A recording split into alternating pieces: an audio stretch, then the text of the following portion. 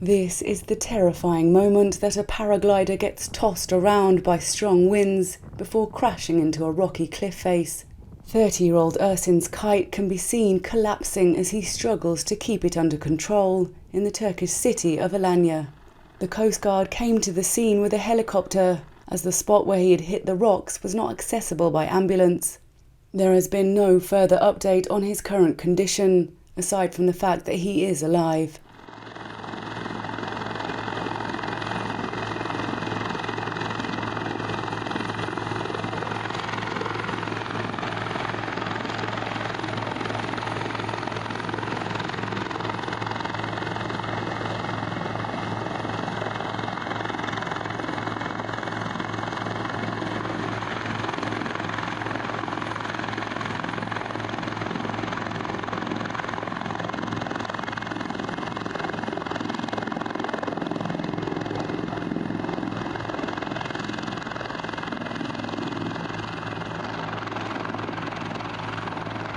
Şerit yapamadım ya.